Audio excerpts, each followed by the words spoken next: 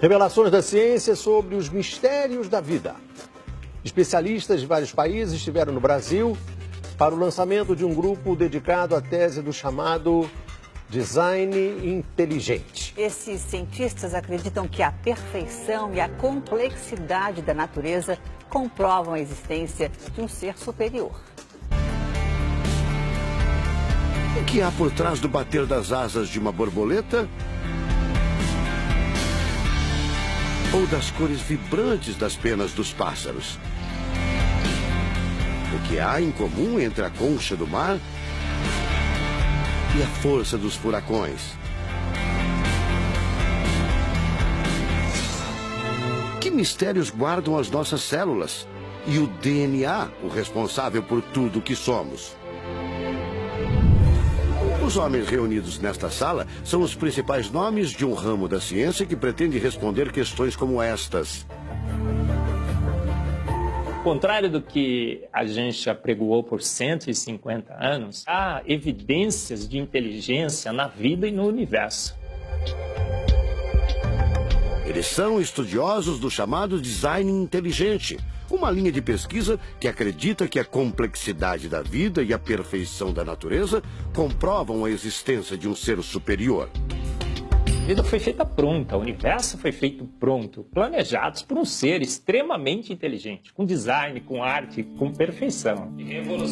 Marcos Eberlin coordena o Núcleo de Pesquisa em Ciência, Fé e Sociedade, recém-inaugurado por uma das maiores universidades de São Paulo, em parceria com instituições americanas. Outro defensor do design inteligente é o doutor em bioquímica e professor americano Michael Behe.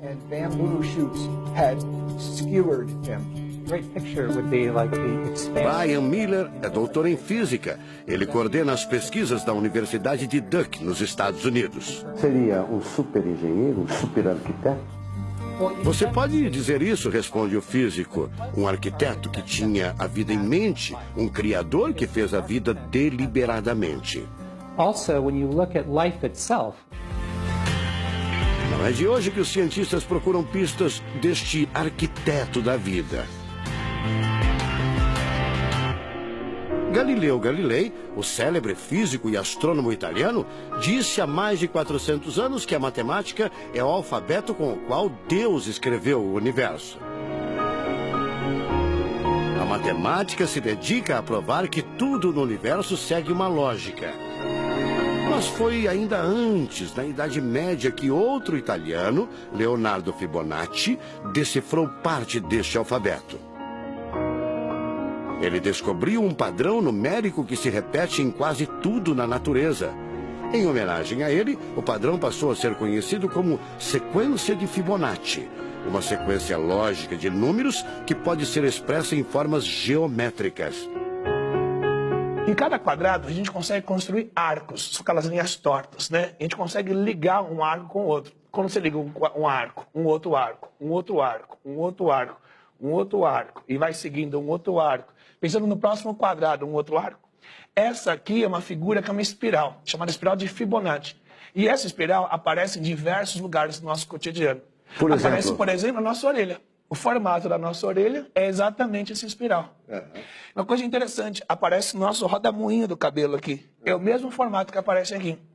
Que é o mesmo formato que aparece naquela concha do mar, tal do Nautilus, né? Que é o mesmo formato que aparece nas estrelas do universo. Que é o mesmo rodamuinho que forma quando tem um furacão.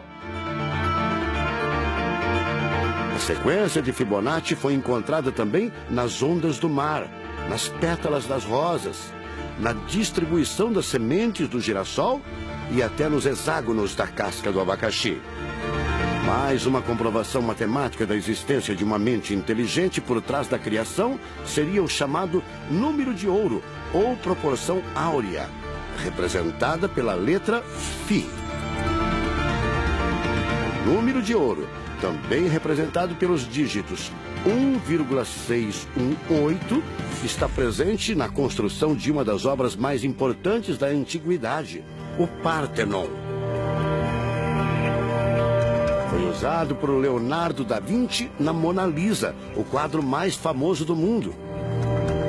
Essa regra do número áureo, ela vem, né, aparece no Fibonacci e aplica um monte de situações. E é legal que os gregos percebiam isso, eles associavam isso muito com a ideia de perfeição. Ele está presente nas asas das borboletas e até nas medidas do corpo humano. Se você pegar a sua altura e dividir pela distância do seu umbigo até o chão, vai dar aproximadamente 1,6. Um φ. Vai dar um φ também. Se a gente abre os braços, né? Calcula a distância da ponta de um dedo até a ponta do outro dedo. Então vai ser desse dedo maior aqui, no dedo médio, até chegar ao dedo médio. Se eu pegar essa distância e dividir pela distância desse dedo até esse ombro aqui, vai dar 1,6 de novo. De tudo na natureza, o que mais impressiona os cientistas são as células, a chamada unidade básica da vida. São as menores partes que compõem os seres vivos, vegetais ou animais. O corpo humano é formado por cerca de 100 trilhões de células que dão origem a tecidos e órgãos. We cannot be accidentally caused. Life is not an accident. O americano Douglas Axie estuda biologia molecular há mais de 25 anos. Ele garante: não existe a mínima possibilidade de a vida ser um acidente, um acaso da evolução do planeta. Para ele, as células são complexas demais e só podem ter sido criadas de propósito por um ser inteligente. Literally machines that are made out of molecules. Dr. Michael Behe concorda. Ele compara a célula a uma fábrica repleta de máquinas e veículos.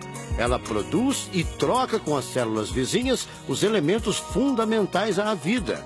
Tudo coordenado por uma espécie de computador central, o chamado DNA.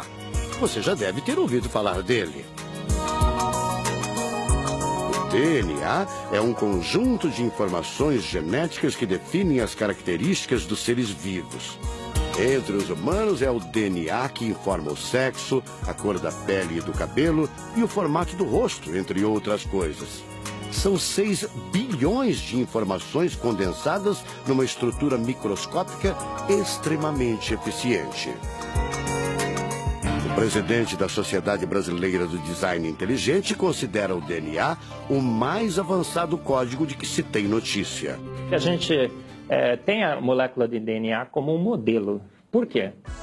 Porque quando a gente descobriu essa molécula, a gente viu que era uma molécula fantástica, maravilhosa. E ali evidências e mais evidências de que uma mente inteligente projetou a vida. Porque é o software da vida. E esse software tem o quê?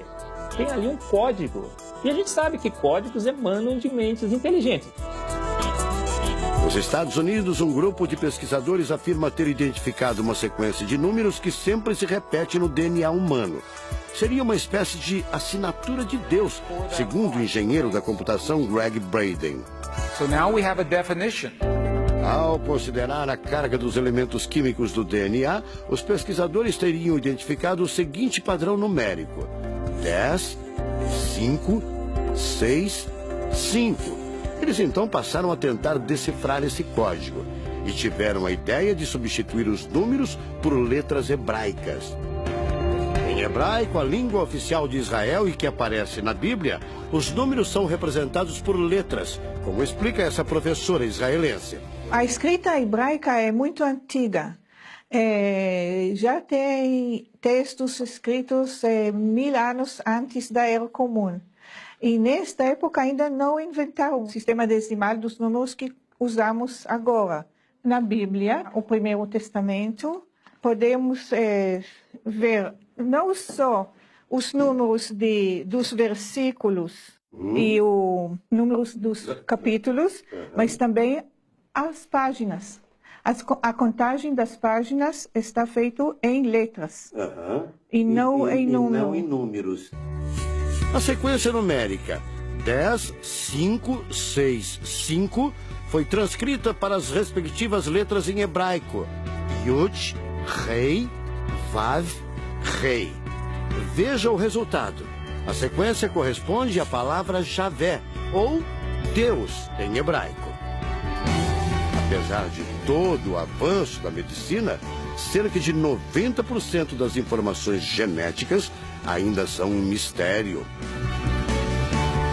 professor Eberlin diz que as descobertas científicas trazem implicações sérias para toda a humanidade. Mas cada vez mais reforçam os argumentos de quem acredita no design inteligente, a assinatura de uma força superior.